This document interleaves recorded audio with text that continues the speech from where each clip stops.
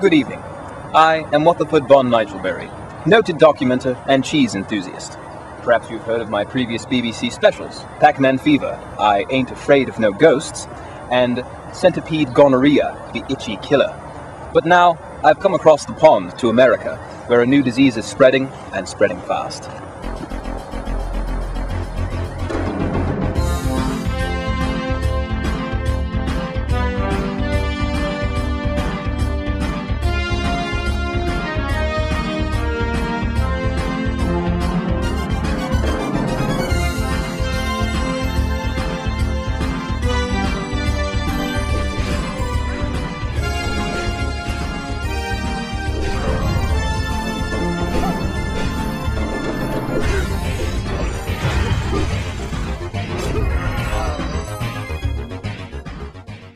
Back in 2004, Blizzard Entertainment released a mass multiplayer online role-playing game, or MMORPG to the savvy, called World of Warcraft. WoW, as it is usually referred to, is based on the company's real-time strategy game Warcraft, which they stole from Warhammer, but that's another documentary for another time. WoW has been a huge cash cow for Blizzard. What cost has this highly addictive game had on the player? Besides the purchasing price and monthly fee, I mean. Today, I have come to the house of a man who's been in a life-or-death struggle with the game since its early stages. Thank you for joining me, Mr. Rathers. Dan Rathers. No relation, I get that a lot. I wasn't going to ask. Oh. Mr. Rathers, you've been playing World of Warcraft since its early stages. Take us back to your life then.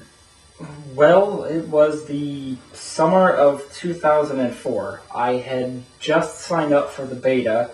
I didn't think I was actually going to get in, but about a week later or so, I got an email saying that I had been selected. They sent me a link to download the client, and I started playing.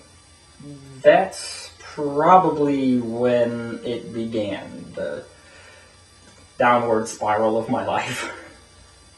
What was your personal life like back then? Back then, I was married to my lovely wife, Joan, for 5 years, and we had 12 children. Wait a tick. 12 children in 5 years? How exactly is that possible?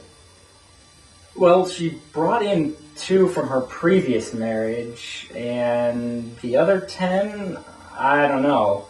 At that point, I had just started ignoring everything. Ah, okay. So, where were you working then? Well, I was a very well-liked and highly paid executive at Initech.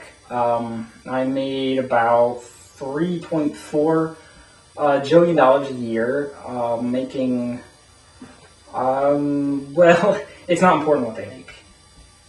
Right. So, take us through the unraveling of your life. Well, almost immediately, it began to destroy my life. I would say I got about 2 hours of sleep at night max, and that's when my work life really began to suffer. About 3 months into playing, I left Initech to play full-time. That's when things got really stressful in the house. Joan would come home and ask about the money and what we were going to do about the bills that were piling up. But I would just put on my headphones and get lost in the game. When I took the headphones off, she and the kids were gone. Apparently, I had been playing for 2 months straight and I didn't even know it. I probably never would have known it except my brother came to visit, and when I actually answered the door, he asked how I was holding up, and I didn't know what he was talking about. He said, "Joan left you." And I just said, "Oh," and I put my headphones on and went back to playing. Such an intriguing tale. I asked Dan to show me where all of this took place. Come on in.